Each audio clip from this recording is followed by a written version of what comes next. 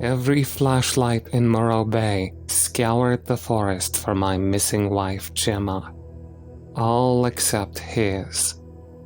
His light pointed to the open water and lit a path to his strange little island about a kilometer from the coast. 2 weeks passed with no signs of her, and all I thought about was the outcast who fled her search party. She had a funeral, a plot in the cemetery, and a headstone inscribed with her name. But she was still out there. No one is presumed dead after 2 weeks. I didn't know what happened to her. I was convinced it had something to do with the hermit named Peter Vaughn. We don't get many pretty faces here. Gotta head down to Becancour for that, Peter told today's guest. His voice grated me like a fly buzzing by my ear, but never in sight. The three of us huddled in the sickly musk of Corpse 14, a specimen still in the early stage of active decay, despite being here 3 weeks before my arrival. The cold in northern Ontario froze time itself, it seemed. Peter called her Carol Graham, an elderly woman who at the time of her death had dedicated her life to a small bakery in Morro Bay, which, after her passing, was operated by her daughter. I clenched my teeth when he told me the story of a corpse. Peter Vaughn, a man who gushed over the dead and abandoned the living, even in her most dire moment. I pulled a dying flower from my pocket, encased in a plastic sleeve. I rubbed my thumb over the pistil until I was calm again. As much as I wanted to put a fist through his face, it was in her best interest to keep calm. Our guest didn't acknowledge Peter. His knees quivered like a frightened child. He slipped his hand into his coat sleeve to scratch at the underbelly of his forearm.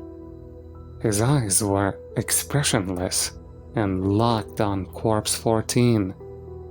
A typical above-board body farm would exist for scientific purposes. They would be used to study the decay process and serve as a reference for law enforcement. Law enforcement never came to the island.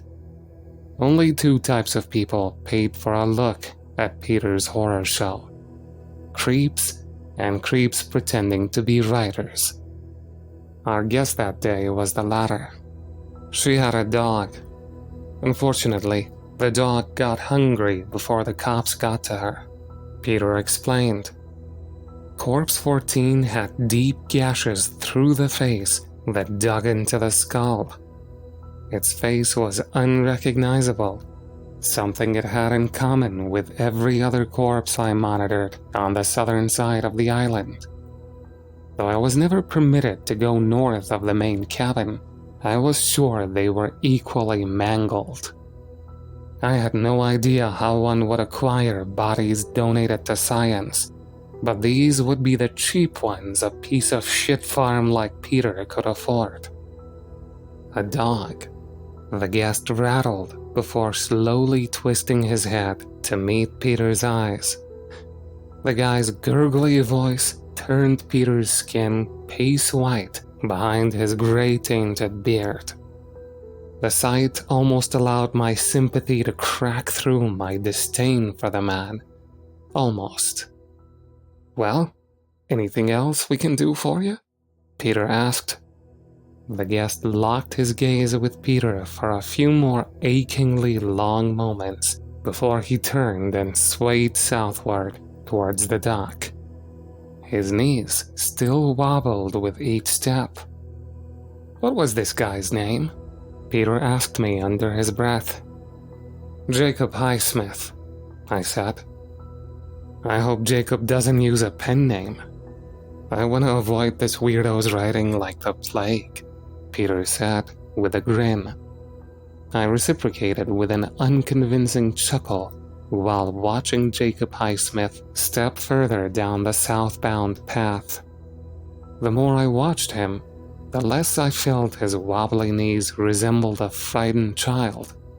It was more like a newborn fawn, getting used to the weight of its new body.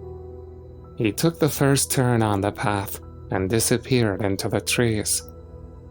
"Same goes for you too, Harrison," Peter added, with a chummy jab of his elbow and a cigarette-toothed laugh. Harrison was my real name. I scoured the papers before my arrival on the island to make sure I wasn't named. Peter also wasn't a social butterfly, so I knew he wouldn't have heard my name around town. For the first time since I stepped foot on the disgusting island, I genuinely laughed too. I knew my cover story worked. To Peter, I was another creep, pretending to be a writer. "Can you paddle him to town? I'll make the rounds on the south side this evening," Peter asked when his laughter died down. I thought I'd rather spend time with the corpses than Jacob Highsmith, but I obliged and hurried after the creep. On the path, the trees masked most of the remaining sunlight. My flashlight gave a dim, orange glow to the dirt ahead. I knew I was only 5 corpses from reaching the dock, so with each plume of rotten stench I walked through, I counted. Corpse 15, 16, then 17 passed with no sign of Jacob. The man moved with the speed and grace of a toddler. He couldn't have gone far. I flicked the light through trees and only found low-hanging branches. The path behind me was empty as well. Only the wind howling through the woods accompanied me. An urge to shout out to him was immediately squashed by a sharp snap coming from the trees behind me. I pointed my flashlight where the sound originated and found nothing. I picked up the pace. My light shot side to side to catch each snap, and I only moved forward when I confirmed it was a branch. Instincts pricked at my stomach to tell me I was being watched by hidden eyes. As I walked into the sharp stench of Corpse 18, I heard a whisper. It was soft and blended seamlessly into the breeze. I couldn't tell what it said, but its pattern was human and far too high-pitched to be Jacob. I froze for an instant before frantically shaking the flashlight's beam through the trees. A figure moved among the branches. With a full head of steam, I plowed through the smell of Corpse 18 and straight into the clearing of the coast. The water lapped against the muddy beach, and the last sliver of sunlight was made a little brighter as it bounced off the fishy lake and warmed my face. Jacob was nowhere to be found. I rationalized it must have been him in the woods. He must have been trying to get a rise out of me. "Jacob, cut the shit, man! You gotta go!" I shouted into the woods, but only silence was returned.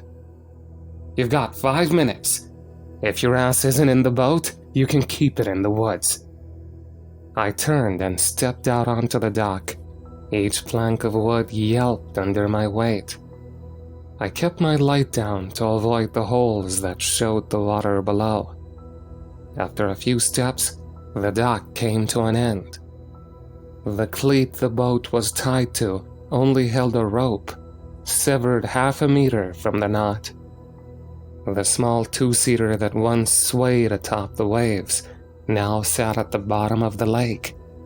Holes punctured the boat's floor.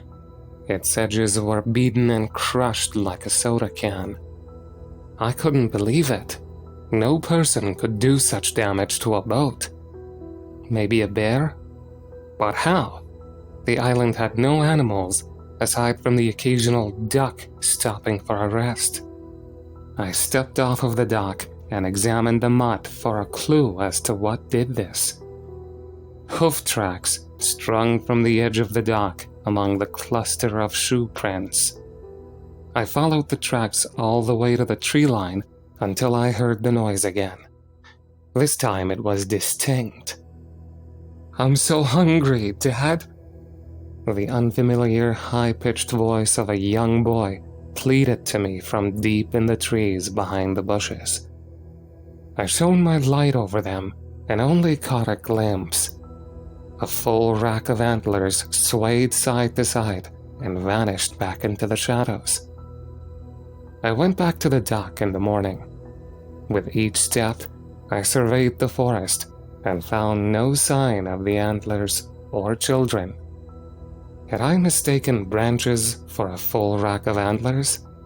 Had I hallucinated the boy's voice? Unlikely, but I had to know for sure. I passed the unwelcoming stench of Corpse 18 and saw the dock. I searched over the bushes and past the tree line, and again, it was empty. Only branches, none of which resembled antlers with their movement in the wind. The frigid nights hardened the muddy grounds and preserved the evidence of life from the night prior. I searched the water's edges first. I hoped to find the spot at which the deer swam ashore, but found nothing. I searched every inch of the beach clearing, and the hoofprints only started at the end of the dock's wood planks and led into the woods. It was as if the animal ducked before coming ashore. All of the surrounding shoe prints were too large to be mistaken for children. I followed my shoe prints from the night prior as they trailed beside the hoofs. They were too similar. They were spread apart in an identical pattern. The animal seemed to walk on 2 feet. I heard the rumble of an engine. "Hi there. Mr. Vaughn not around today?" called a voice from over the water. I turned to see the mailman's familiar, black, unkempt beard wrapped around his jaw and topped with a bulbous, cherry-red nose. I recoiled at the sight of him. The mailman was sure to be familiar with my wife's disappearance. It was possible he knew my face and could blow my cover, but nothing was around to mask myself, so I threw the hood of my coat over my head and hoped for the best. "He's caught up in something," I called back. "No trouble in the slightest. I suppose I'm running pretty early this morning," he assured me. I felt his eyes study my face. The rusted gears in his brain churned to pinpoint why I looked so familiar. I wiped my brow to break eye contact.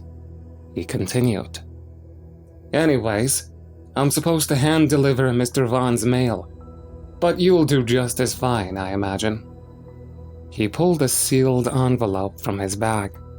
I kept my eyes to the ground and hoped that the brim of my hood masked my face as I took it from his hand. "I suppose it fell off my desk at the office, so it's a few days late getting here. Boss said it had to get here pronto. I figure it don't get any more pronto than the butt crack of dawn, eh?" He gave his own joke a laugh before turning his attention to the mangled boat on the lake floor. "Goodness, you know, I can have a new boat ordered for you. I don't think Davy's got any more in the shop, so it may be a few weeks." "That would be good," I said, as short as possible. "Yeah, well, have Pete radio in when he's got his payment ready. And same goes for when you folks need anything in the meantime. And, of course, I'll come around when there's mail to bring." "Thanks, will do," I said, before turning towards the tree line to retreat. I heard his boat engine sputter before roaring again, ready to take him back to the mainland. I took a sigh of relief at the close call before he screamed over the volume of his engine. "And I was real sorry to hear about your wife. It was a damn shame." Shit. Snow started to fall on the way back to the cabin. I hated the snow. especially on this island. It snowed about half a meter the first week I was on the island, and we had to clear the snow off of the corpses for our daily inspections. I nearly vomited when my pinky slipped into one of the bullet craters in Corpse 16's skull. I couldn't dwell on the memory. All I thought about was how I was going to keep the mailman's mouth shut and about the contents of this letter. What was so important that it had to be brought out immediately? I considered ripping it open and taking a look, but doing so would ruin the rapport I built with Peter. In the time I spent plotting ways to open the letter, I made it back to the cabin. The fireplace burned in the living room. I slipped my coat off and threw it to the standing coat rack before sitting on one of the rocking chairs in front of the fire. As I bent over to take off my boots, I noticed Peter's office door was ajar down the hall. I never stepped foot in the room until then, and Peter made a point of keeping it shut. I never wanted to give Peter a reason not to trust me, so I never questioned it. But I had his trust, and it was time to find answers. Hell, at the bare minimum, he might have some glue in there. If I find it, I'll steam the letter open and glue it back, with Peter never knowing the difference. I tapped on the cracked door. The thought of him answering didn't occur to me until I had already tapped. I should have prepared a reason for me to knock, but thankfully, it wasn't needed. The other side of the door remained silent. I nudged it open. A solid oak executive desk sat facing the door and lit by the window light. Its surface was clean, except for a small reading lamp and the CB radio. The refrigerator hum filled the room as it preserved our rations for the coming weeks. Beside it was a gas can left without a purpose, since there was no longer a boat to fill. To the right, mounted above a shelf, was a single-barrel shotgun. On the shelf itself sat a box of shotgun cartridges, half empty. I took a step in and turned to see a large corkboard hanging beside the door. A collection of about 100 faces stared back at me. Some were sketches. A few were clearly cut from family photos, but the majority were clipped from the obituaries. The obituaries appeared to be sorted by time of death. I assume the same order applied to the pictures not clipped from the obituaries, including the most recent photo of a boy. He couldn't have been older than 7. He gave a bright grin with a hole where his incisor would be. The oldest picture in the lineup was the Morrow family. They were the first family to settle in the area back in the late 1600s, when a heavy snow sealed them away from their trade route. Without a high crop yield, death was a certainty. A coin flip between freezing and starvation. When the snow melted, all that remained of the family of 8 was the eldest son, Louis Moreau, and his family's bones covered in his tooth marks. Though distant family members wrote that they had seen the other 7 members since the incident, Louis was the only confirmed survivor. I took a step back again to gaze over the mass of paper faces when I noticed a single word above them all, written in bold red: beware. I chuckled. The nutjob must be a ghost hunter or something, I muttered to myself. I went back behind the desk and yanked at the drawer, but it didn't budge. Locked. As I looked around the room, I caught a blur through the window.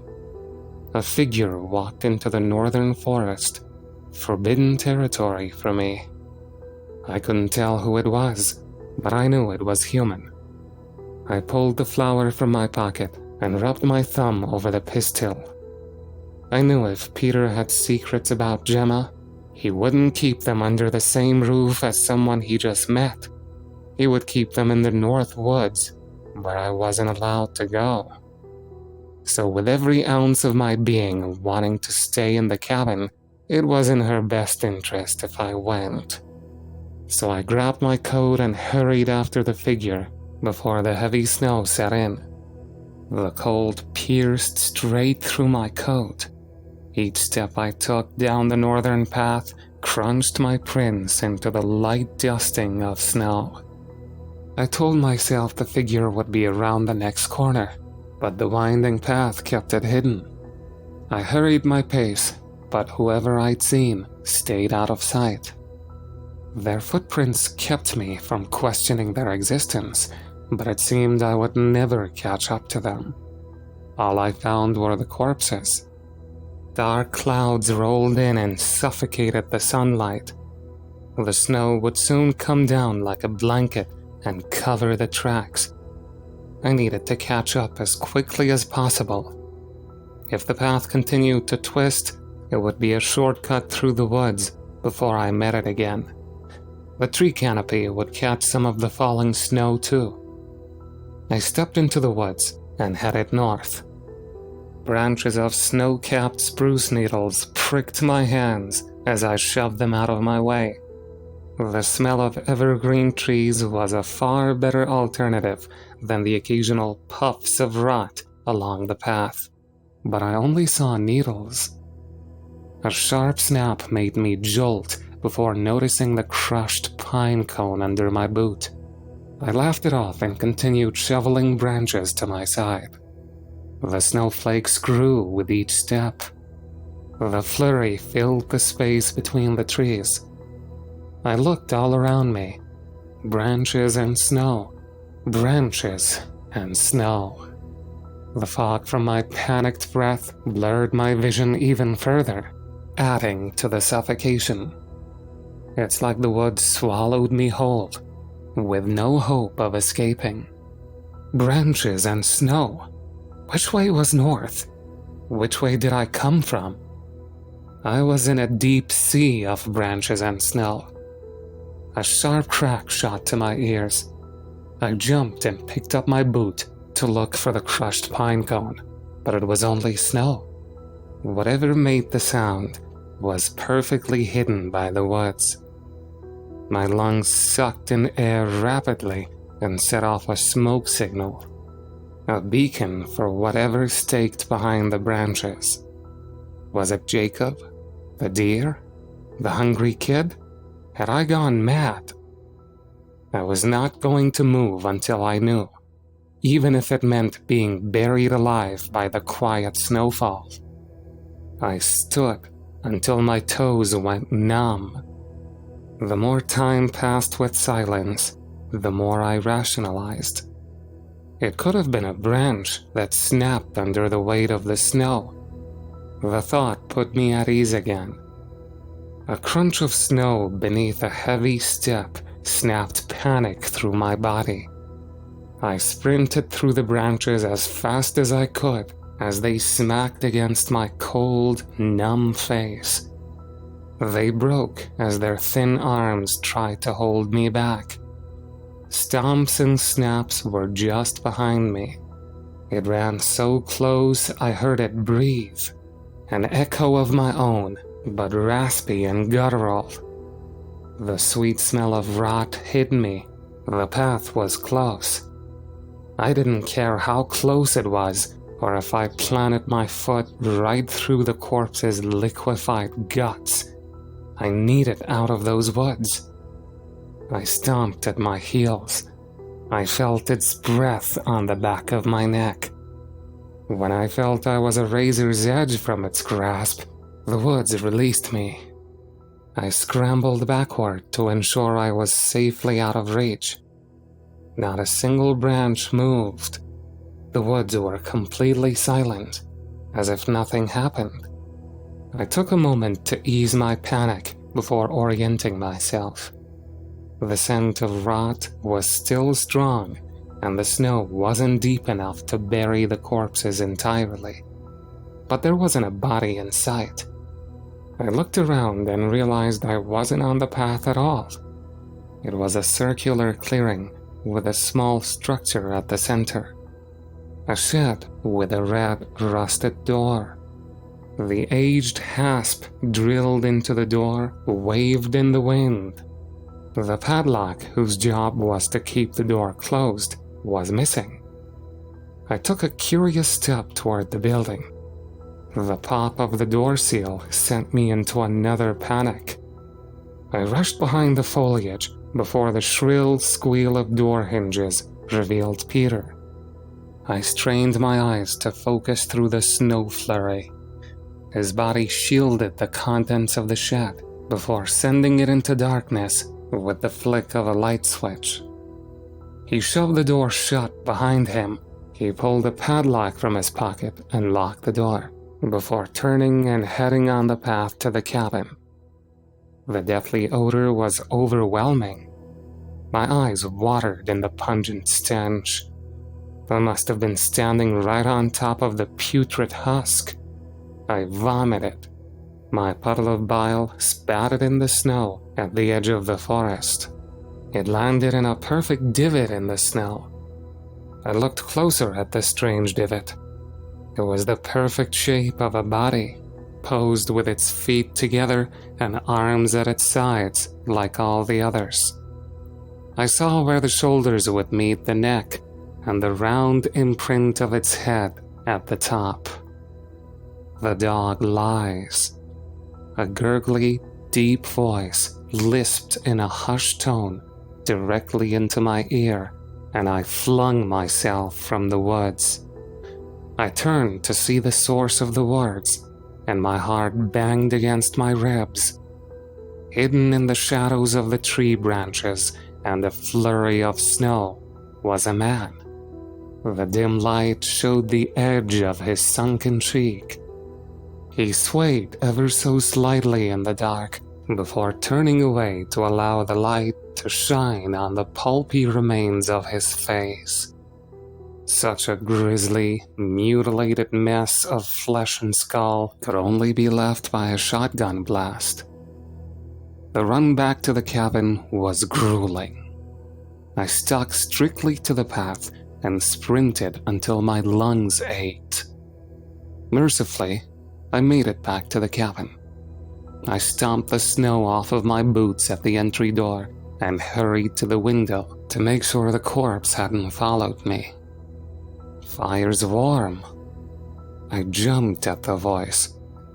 The image of the man's crater of a face was seared into my head. It was Peter, who creaked back and forth in his rocking chair. He gestured to the identical one beside him. Between the boat, the whistlers, and the talking body, I didn't know what to tell him, or if I should at all. I wanted to slink back to my room and not mention a word to him before I dug up more information, but I couldn't deny the fire did look warm. I took a seat in the rocking chair, removed my boots, and extended my feet as close to the flame as possible as I soaked in the smell of charred logs. I was making my rounds this evening, and I usually know where everyone is. I couldn't find old Whittington, though. He's the last fella on my walk. Peter said plainly. Crater face. I gave a performative which I hoped was convincing, but if he saw my eyes widen, I would be caught. My mind bounced around the possibilities if I told him what I saw. Would he forgive me for being on the northern side of the island? Would he think the cabin fever got me and send me home with no answers to Gemma's disappearance? Had I seen something he wanted to be kept secret? I stayed quiet. I pulled the flower from my pocket to calm the barbed wire that constricted my gut, but kept it at my hip so he wouldn't notice. What you got there? He asked. It's, I stalled for a lie to come in the silence. The flowers still had specks of hopeful purple. They shined from the decay surrounding them. I wasn't able to lie, not about her. It was my wife's. It was the last flower I hadn't picked for her. God, she loved that garden. She could make a cactus grow on ice if she wanted. I always caught her on her knees out in the backyard, digging in the dirt. When she was done, she'd come in the house and have dirt packed under her nails because she didn't wear gloves. Said they made her clumsy.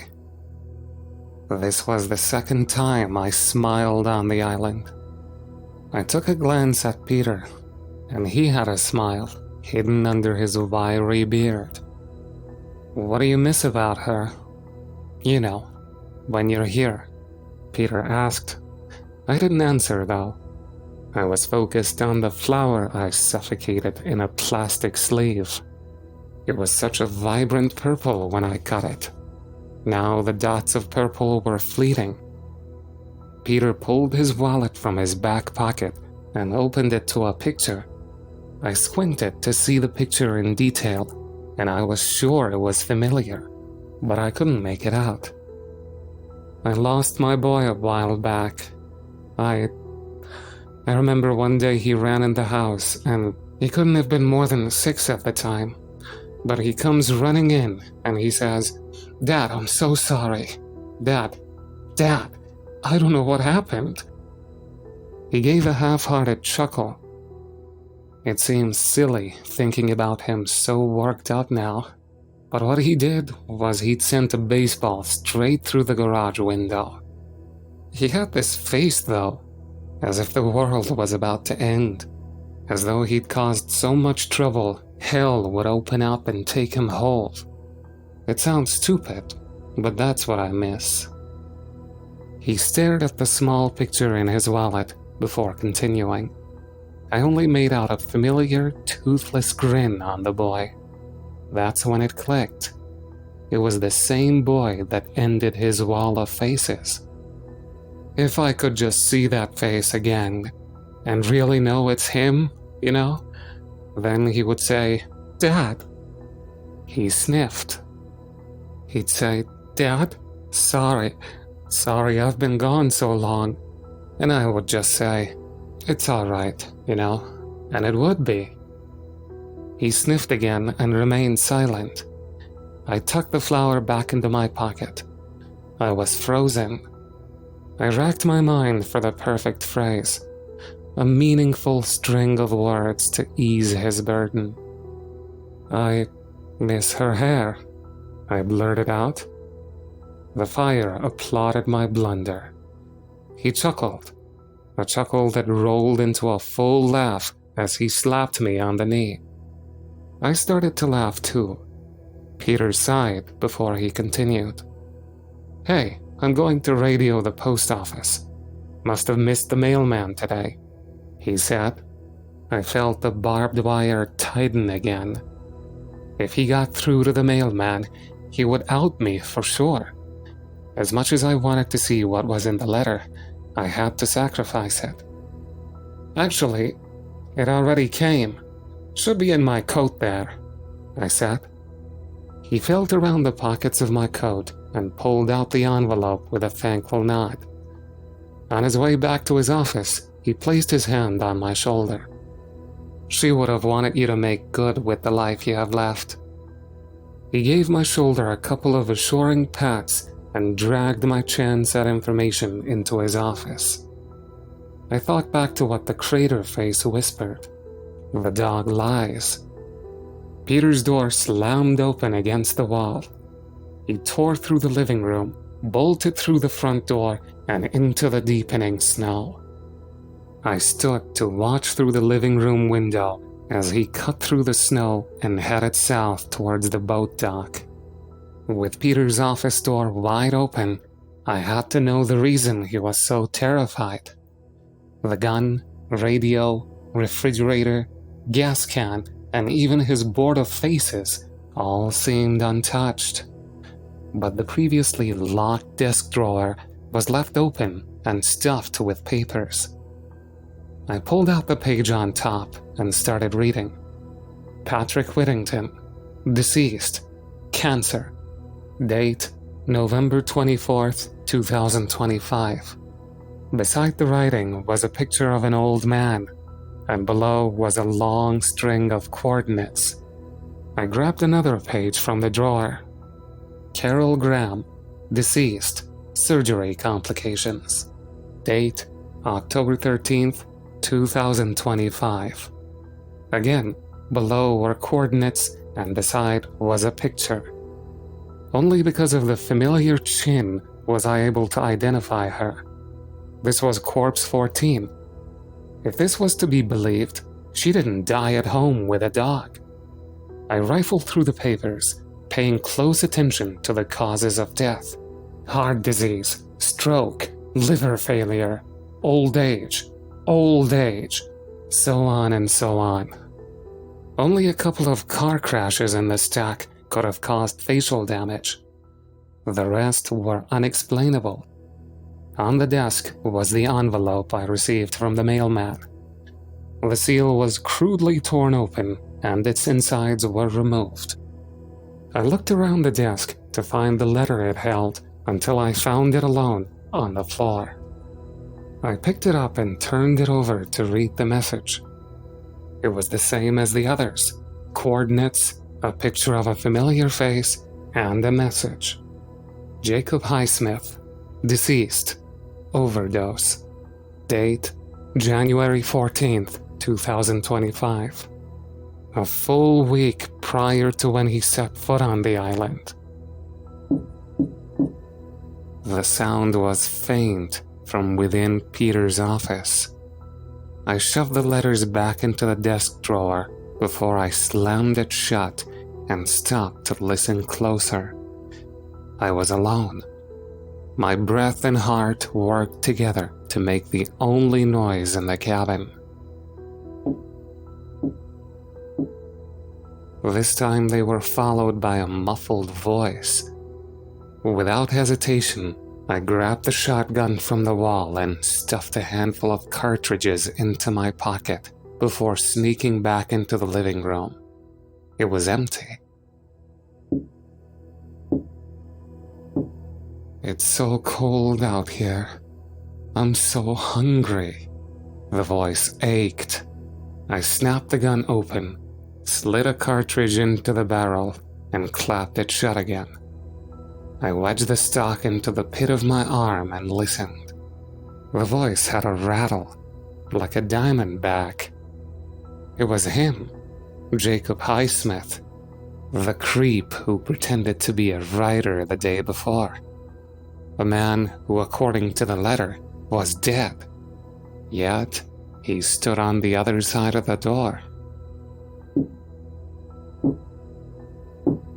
It's cold out here. I'm so hungry, he pleaded again. It sounded the exact same way, like he replayed a recording. I raised the barrel to the solid wood door between us as quietly as possible. My heart pounded at my ribs as I waited for the wood door to splinter at the lock and swing open. I put my finger on the trigger. I assured myself I was ready to pull it if need be, though I didn't believe it. I pleaded again and again in my mind to hear his feet go down the steps and back to the woods, but he rattled instead. I hear your breath. My lungs halted. I felt my bones turn to ice at his words, and he still continued. It sounds angry.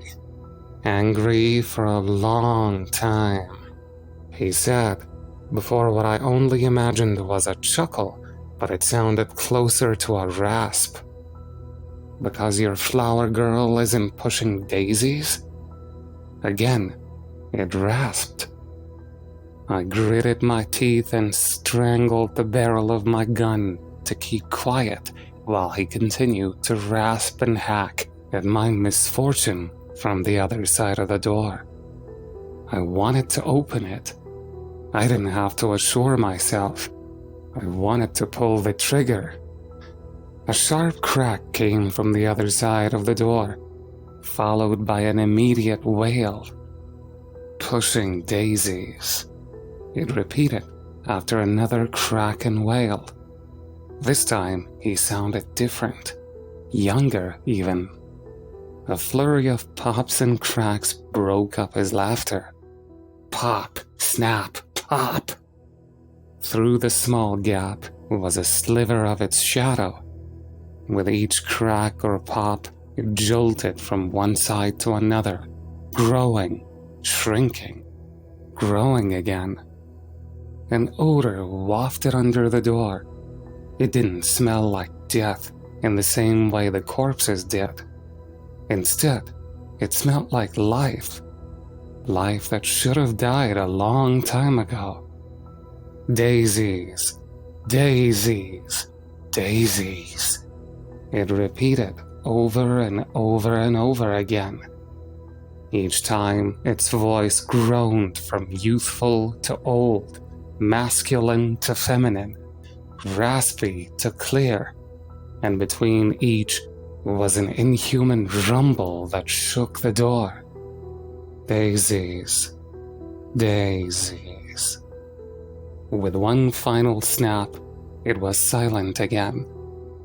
The shadow beneath the door was still and thin. In a single step to the left, the shadow was gone. I followed the sound of its steps through the wall with the barrel of my gun. I pointed across the coat rack while it stepped down the other side of the wall, sounding more like the clop of hoofs. Left, right, left, right. I passed over a table and a bookshelf and turned the corner until my sights were aimed at a frail glass window. I waited. Every ounce of me quivered in anticipation as I waited for it, whatever it was, to turn the corner into the window. All I needed was a clear shot. Fuck. Come on. Come on. I whispered to myself to keep any semblance of composure. From the top of the window frame descended an antler. A bony, tar-black fist burst through the window, sending splinters of glass across the room. I covered my eyes and bolted for the door. Without turning back, I plowed through the snow as fast as I was able, southward. Snow completely blanketed the corpses, but I took no caution as I sprinted. If my foot caved through the ribcage of a dead man, so be it, as long as I put as much distance between me and whatever beast broke into that cabin. It felt like icicles formed in my lungs by the time the path ended and I was spit out at the dock. At the tip of the dock stood Peter, with his head down. He turned to me. "What's your name?" Peter asked. The question was so unimportant I wanted to explode, but I had to let my lungs thaw before answering. "You know what my name is. Now what the hell was—" "I need you to tell me," he demanded. "Harrison, alright? Harrison fucking Barr. Now can we talk about—" "In the cabin, what did you say your wife did?" he asked to cut me off once more. My patience shriveled. "Gardening," I snarled. Peter paused for a moment before he nodded in approval of my answer. "And what do you do?" Peter asked. "I write. At least that's what I was supposed to say, but I couldn't tell the lie." "Can we be done with the dumb questions? Because what the hell was that thing at the cabin?" I demanded. Peter thought before admitting he didn't know. He said he watched it for a while. He told me the beast was as old as the town. The Murrow incident. It ate not for nourishment, but for skin. He said though it had the strength to uproot a tree, it often didn't risk damaging its target. If it had to wear its victims' scars too, it would be a less convincing deception to their loved ones. Ice stretched only a handful of meters from the dock before turning into a moat of cold, stinging water. Snowflakes rushed from the sky like bricks to build the walls higher. The island became a dungeon without bars, and within it were 2 prisoners and a predator. Still, one question ate at me. Do you know what happened to her? Peter struggled to let a word through his mouth. I don't. He sighed before brushing the corner of his eye with his thumb. I saw his lips turn blue. His shoulders shivered beneath his suspenders that ran down over his potbelly, shielded from the cold by a thin, long john shirt. His gray pants were wet almost up to his knees. Seeing him reminded me how cold it was, and in our rush out of the cabin, we were unprepared and likely to freeze solid soon. I hoped all that was left in the cabin was the fire, our only chance at survival if we hurried. I opened my mouth to suggest we hurry back, but another voice filled the air. A small, shaky voice from behind the tree line. Daddy, I'm so hungry. Out stepped a boy. The same boy at the end of Peter's wall of faces. The same boy whose picture he kept in his wallet, with the same voice I heard the first time I saw the antlers. I saw tears swell in Peter's eyes before he pinched them away with a squint and shook his head rapidly. He whispered to himself while keeping his eyes closed. It's not him. It's not him. We have to kill it, I said, before raising my sights on the boy. I don't know if I could have pulled the trigger with a child on the other end of the gun, but I didn't get the chance. No! Peter shouted before throwing himself between the kid and me. Not while it's him! Please! He begged with eyes as wide as lakes. It was the clear shot I needed, but I nodded and eased the gun barrel to the snow. You'll be hungry too, the boy said as he stared deep into my being. His expression was empty, as if he stated a well-known fact. He turned and vanished back into the trees. Peter and I hurried back. We dragged our feet through the ever-rising snow. Our bodies, stiff from the elements, did not allow us to hurry. We anticipated the beast ambushing us through the trees at any second, but it didn't. When we made it back to the cabin, I entered with my gun drawn. The fire still warmed the room beneath the mantel. Its heat fought a battle against the cold rushing in through the shattered window. The living room was left unchanged, except for the coating of glass shards scattered on the floor. I continued my sweep of the cabin into Peter's office. Scattered on his office floor were the remnants of a pulverized radio and a mess of empty ration cans trailing from the open refrigerator. I stopped counting the days 2 weeks after the remnants of our food were taken. Shouts, gunshots, and smoke signals were all wasted as the town never acknowledged them as calls for help. Though Morro Bay was on the lake's edge, it felt like the other side of the world. Peter and I took turns looking for food. We would be lucky to find a golden eye resting its wings, or a trout swimming close enough to take a shot. We were luckier if we hit one. Even when we had food for dinner, it wasn't enough to extinguish the hunger. Our duty to monitor the corpses was abandoned within a couple of days, especially when they started to disappear. When we left the cabin, whether for food or Peter's evening walks to the dock for a mailman who never showed, we felt the beast's eyes. I caught glimpses of it between the white-capped branches. Sometimes it was a cyclops with a beady eye made of the background and a face-consuming socket of busted flesh and bone.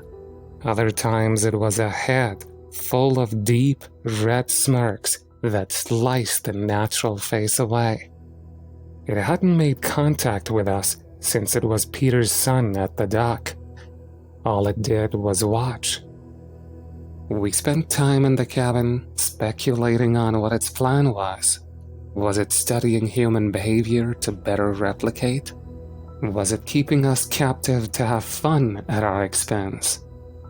Theory after theory was considered, but the circumstances brought us to the edge of madness. I started to see it in my dreams. I dreamed of Thanksgiving dinners, a math lesson in my third-grade classroom, and a boring day wasted at the DMV. Beyond the stuffed turkey at the head of the table sat a man with a gun blast instead of a face. At the doorway of my classroom was a disembodied antler and a skeletal hand with shrink-wrapped black skin waving at me. When my number was called at the DMV, I walked to the desk to find the boy chanting, "You'll be hungry too. You'll be hungry too." Mercifully, I stopped dreaming after a few days. The only other mercy was when I discovered a deck of cards collecting dust behind a copy of The Road on the bookshelf. The cards were arranged on the kitchen table for our nightly game of war, one of the only games Peter remembered. The window spit icy wind on the back of my neck through the crude barricade lips I nailed to it. The fire gnawed at its wooden food in the fireplace. My winnings laid face up and paled in comparison to Peter's. His potbelly was deflated. His clavicles gave a pronounced hump to his off-white long john shirt. The tendons in his neck were lift lines that vanished behind his curtain beard. Still, he smiled through our game. He didn't get to play games with people while alone on the island. He slapped down a jack of clubs. The club was like a bramble of ripe blackberries. The smell of crackling wood vanished behind the delectable scent of mashed berry as I ground it into a jam before spreading it on a crisp slice of toast. "Good luck with that one, Harry," Peter said. I was ripped from my daydream. Only Gemma ever called me Harry, but I started to let it slide. I played a jack of hearts, though I saw a plump strawberry. I imagined it dipped into a rich, dark chocolate fountain. The plops of liquid divinity drooled from the tip of the berry and onto the floor before I caught it in my mouth and tasted the wonderful concoction. My stomach growled like a cougar ready to pounce on its meal. Maybe the next strawberry will go nicely with cheese, a sharp cheddar, or a war, Peter exclaimed before his shrunken belly bounced with a chuckle. We put 3 cards face down.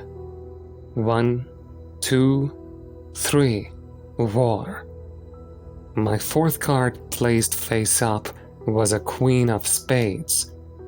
A difficult card to beat, but he does with a king of hearts. The Suicide King. I stared at it. The blade slid so peacefully through the back of his head. The framed moment before his eyes closed to a calm end. The little red heart in the corner of the cart gave its final beat. Was that the escape we would get? Was death our only way off of the island? The corpses stalking the woods, the antlers and bony fist, the little boy, the hunger, and Gemma, all weighed too much to carry. I broke. The cards sprawled across the table, blurred as tears rushed into my eyes.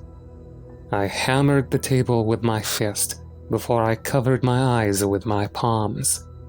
My nails clawed at my hairline. I wanted to dig beneath the skin, to find a way to peel my face from my skull so no one saw me break. My leg bounced desperately for relief, but it was no use. I felt a warm touch on my shoulder. Peter stood with his hand stretched over the table and a look of understanding. I gathered myself with a sniff and squeezed the tears from my eyes with a squint. Crap, I muttered before a slight chuckle to wash away the embarrassment and dread, but it stuck. I looked up at Peter, who gave me a slight nod. "Guess I win that one," he said, and we both laughed. The sound sliced through the room before he raked in his earnings. "Hello there. Anybody around? I was waiting by the dock, and nobody seemed to be coming." My heart stopped. On the other side of the door was the mailman. I imagined his Rudolph nose signaling us to safety through the door. I stood from my chair and hurried toward the door, but Peter caught my arm in a vise grip. I glared down at him before I saw his finger dividing his puckered lips, miming a shush. "What? It's the mailman. We're saved," I whispered. "What if it's not?" he hissed back. I paused. It seemed so obvious. The beast easily could have eaten him and worn his skin before he made it to the cabin. I couldn't believe I was about to throw the door open for it, blinded by the possibility of rescue. "Oh well, I suppose they may be..." The voice faded away, paired with footsteps. I crept to the door and cracked it open. The mailman stomped through the blustery night and onto the dark north path. I turned to Peter. "What if it is?" I asked. The mailman was our only chance to get off the island. Or was it an obvious trap? With the ever-approaching reality of starvation, I was willing to risk it. Peter hesitated before speaking. "Damn it. Okay." He stood and rushed to the shotgun and handed it to me. "Go get him. If that thing doesn't have him yet, it will soon." He slid his arms into his coat and stepped into his boots. "What are you doing?" I asked. "Someone has to keep his boat floating," Peter said as he rushed around the room. He grabbed the box of shotgun cartridges sitting on the floor beside the fireplace. His fingers swirled in the box before he started patting at his coat. "Check your pockets," he demanded. I did, and only found balls of lint. I cracked open the shotgun, and inside was a single blue eye staring back at me. "I've got one," I said. "Make it count," he said. I swung the door open. The evergreen smell was sharp, and the snow fell in fists. "Peter, don't let it get you," I said, and we stepped into the snow. It was dark on the northern path. The trees formed walls to block the moonlight. Only the stars reflected on the deep snow. I submerged my boots and swung them forward with each step. A crunch of ice or a plop of snow fell from the branches. Each time I aimed down my sights and found nothing. There were no more plumes of rotten stench on the trails. The corpses were all gone. Ice and pine were all that my nose found. Hunger seized my stomach in brief cramps. I questioned whether to call out to the mailman, but quickly decided against it. The sound of my boots as they crushed the snow was already too loud for my liking. A faint whisper snuck from behind me. I turned and threatened with the business end of the shotgun. The trees in my sight only swayed in the lake breeze.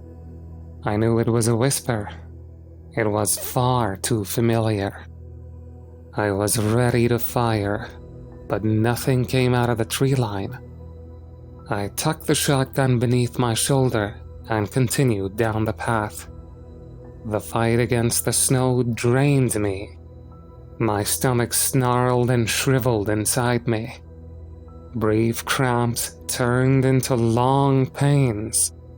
I nearly folded into the snow. I had to stop to catch my breath and only moved once I felt my toes begin to freeze in place. Another whisper. I turned again with my finger on the trigger, ready to pull. My sights were looked onto the exact branch I thought the whisper came from. I stood there until I felt the white ground slowly wrap its jaws around my ankles. Snow piled on the back of my neck, but I didn't move. I was prepared to be buried alive until I considered I may be mistaken. My hunger and exhaustion could have caused my mind to play a sick joke. The wind could have passed a twig at the right angle to mimic the whisper. The thoughts were comforting until the branch moved. I sprinted through the northern path. When I tripped, I swam through the snow until I gained my footing and ran again. The winter air stung my lungs. My legs were depleted of energy, but I still churned them through the snow. In my mind, it was right behind me. The panic in my gut told me it could have reached me at any moment and sunk its bony fingers into my throat. The further I ran down the path, the tighter the tree walls seemed. It felt like I was going to be compacted by the woods until the trees fanned out in an instant and I was in a clearing. At the center of the circular clearing was the shed. On top of its roof, it wore a plump, white cap, its mouth left wide open, with a drool of light running over the ground. In its puddle lay the red, rusted door. It was ripped from its hinges and dented like a tinfoil. I thought of the boat and how it sank helplessly at the foot of the dock with damage I had never seen before. A snap sliced through the trees behind me. I tried to turn, but my starved body failed me and I collapsed. Though I couldn't see it through the wooded shadows, its eyes were locked on me. I felt it like the prick of a needle. With the woods all around me, my only escape from its eyes was within the walls of the shed. I stumbled to my feet and shuffled backward to the shed without turning my back to the invisible beast. I retched when I entered the shed. If there were food in my stomach, it would have been spit to the dirt. The hunger pains that stabbed at my stomach were overpowered by the dense mass of stench that filled the tiny building. It was so pungent my eyes began to water. I shielded my nose into the crook of my elbow. I heard nothing beyond my own breath. In front of me was a blue curtain, better suited to an emergency room than the shed. I had to know what caused the rotten odor before it sat heavier at the back of my tongue. I pulled the curtain open. My arm dropped from my nose to one side, and the shotgun fell to the other. I didn't look at her for long, but I saw enough. Her right femur poked through her shriveled, soured thigh. Her beautiful ring was at the base of her thin finger. Her hands wrapped around a bundle of purple asters in various stages of decay. Her face was spared the brutality of the other corpses. Though the skin was peeled and the maggots wriggled in her eye sockets, I knew it was her, my Gemma. I threw myself to the ground outside the shed.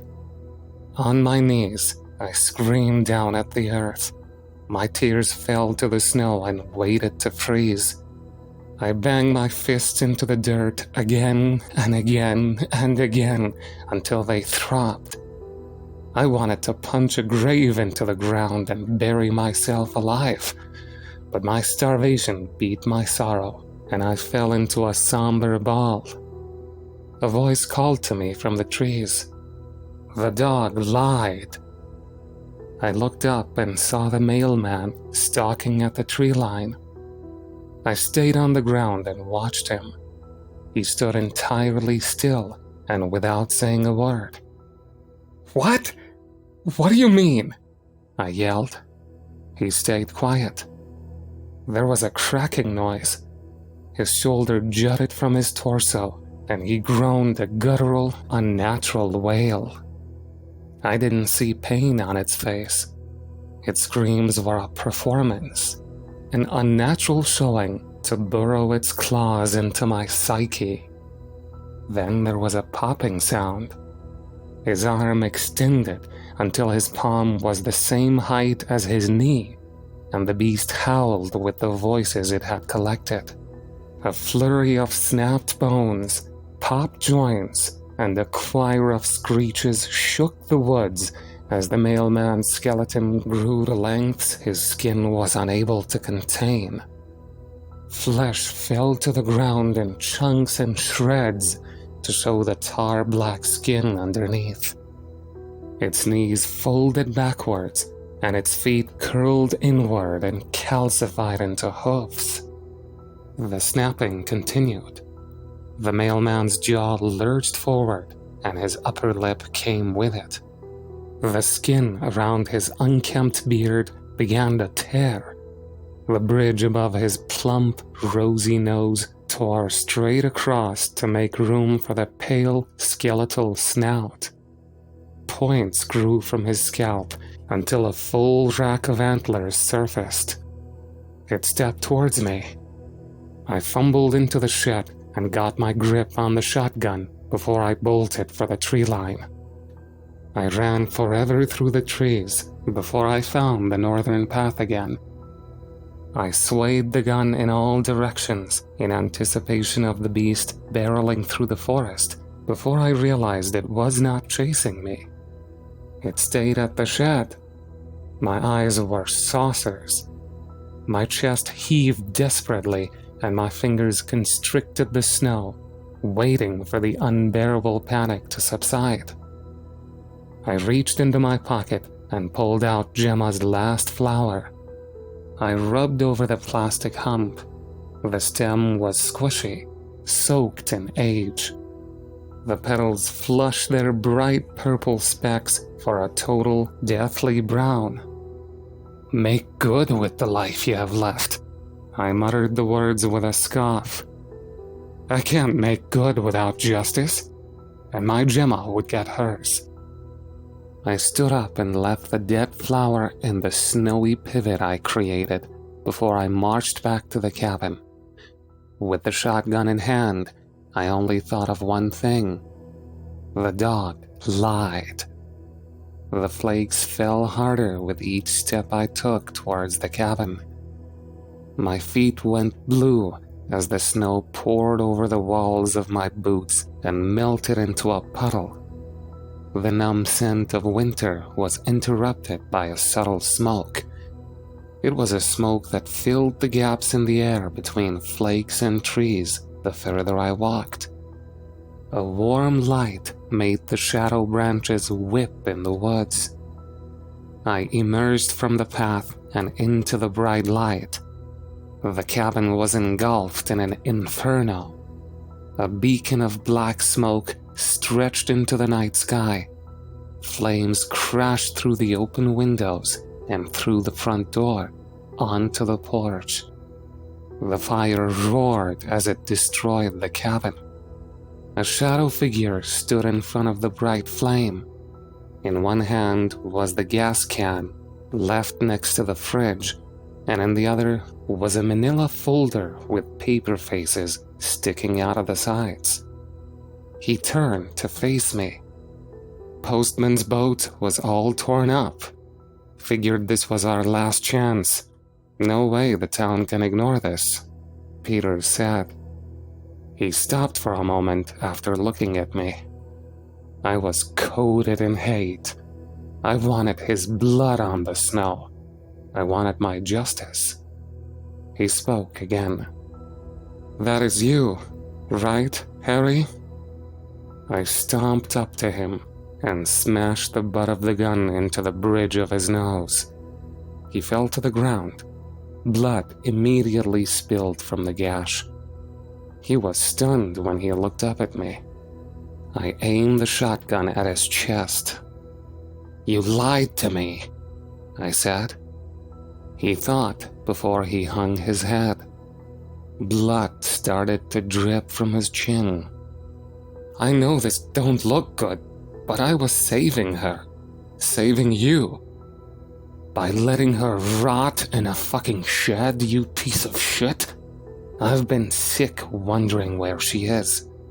Wondering what happened to her, all the while sitting at an empty grave.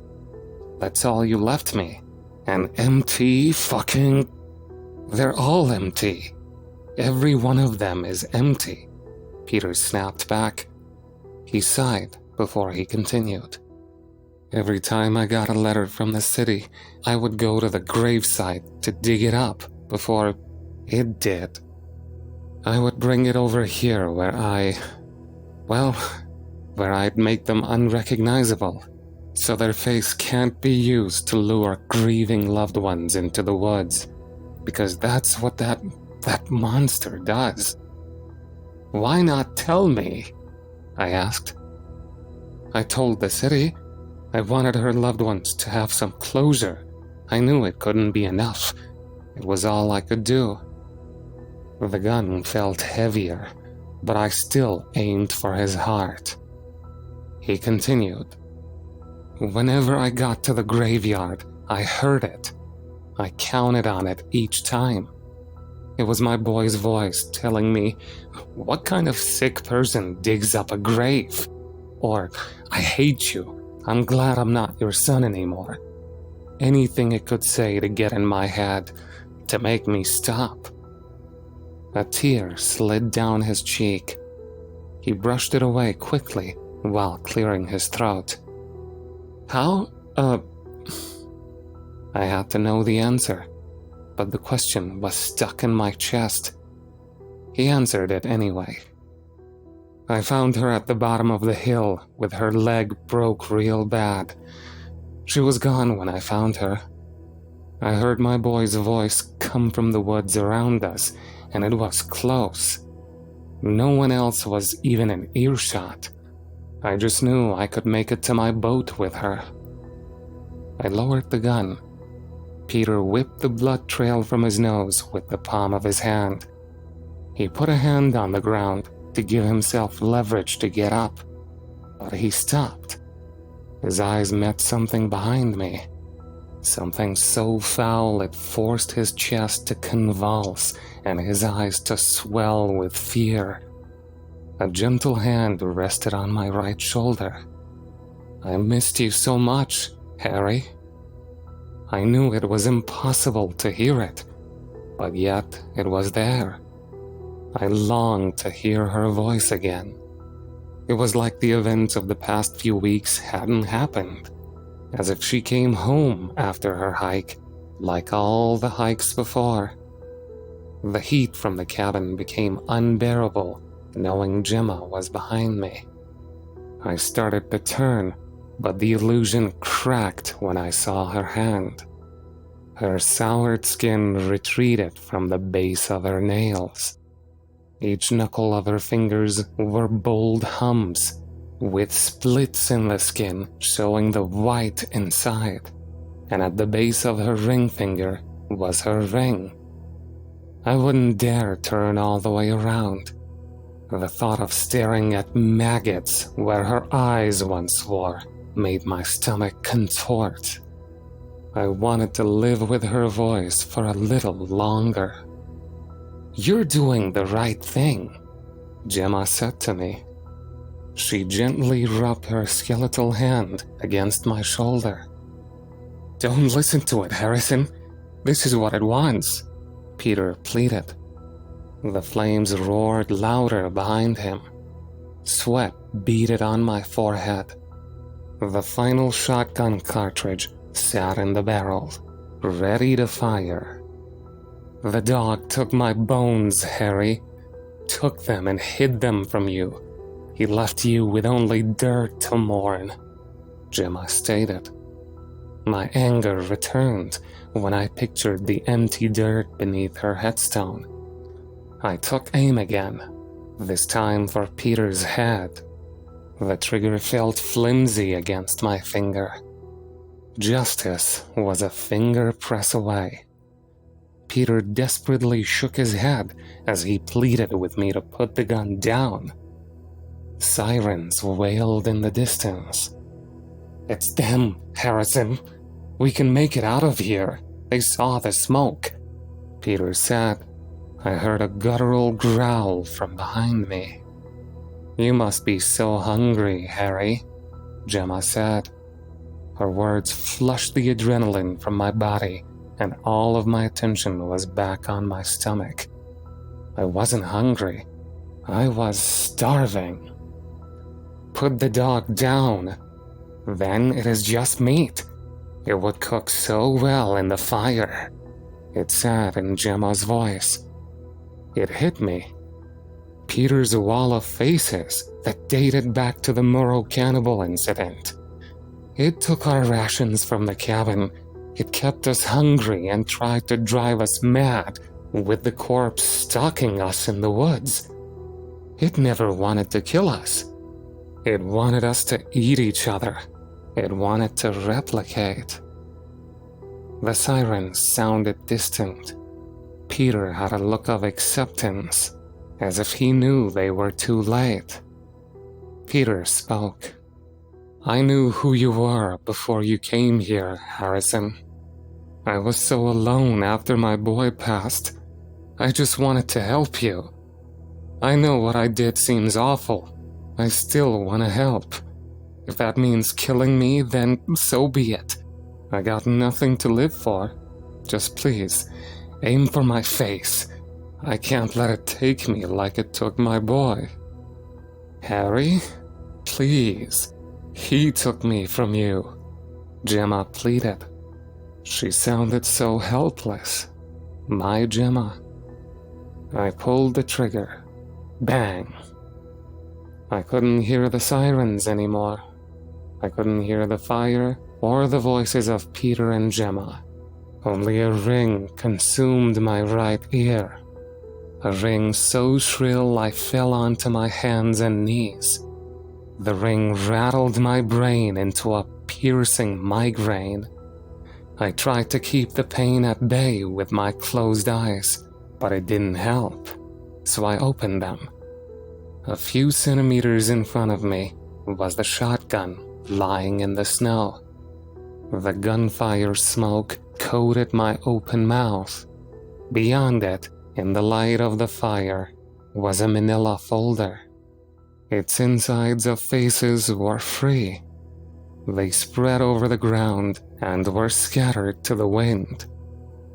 A firm hand grabbed my arm and yanked me to my feet. "We need to go," Peter shouted over the scream of my ringing ear. I turned behind me and saw Gemma. Her femur still poked through her thigh, but her shoulder popped unnaturally far out of place. Her arm shot far beyond the limits of her dead skin. The shotgun blast left a hole in its head, but it didn't die. It was turning again. Peter yanked me down the south trail towards the dock. I tried to keep up, but the hunger made my muscles ache. The migraine made each step a sharp pain, and the ring masked the encouragement he gave me. He kept pulling me forward. When I faltered, he got me back on pace. I felt the beast's eyes on the back of my neck. Peter felt it too. His throat strained out a yell inaudible to me. He looked more and more panicked with each step we took. I knew it was getting close. I started to see its antlers out of the corners of my eye. I snapped my head around to see only branches. Peter screamed again, but I read his lips as help. I closed my eyes and only ran with Peter's guiding hand.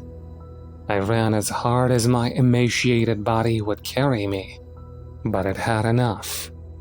I collapsed, and Peter's hand released me. I opened my eyes and looked around. Peter fell a few steps ahead of me. His energy also drained from hunger. I waited for the beast to get us. Death would come with it, since its plan failed. I chose to face it with dignity. I found the strength to stand. My knees nearly buckled under my weight. When I stood, I saw beyond Peter. I saw the dock. The wooden platform extended into a lake of blinking red, a pattern given to it by the 3 emergency boats about to reach the island. I turned and saw that inside the tree line was a pair of antlers poking from the top of a deer's skull. It watched me with its hollow, black eyes before turning and retreating into the woods. The year after we escaped the island, I made a point to keep up with Gemma's garden.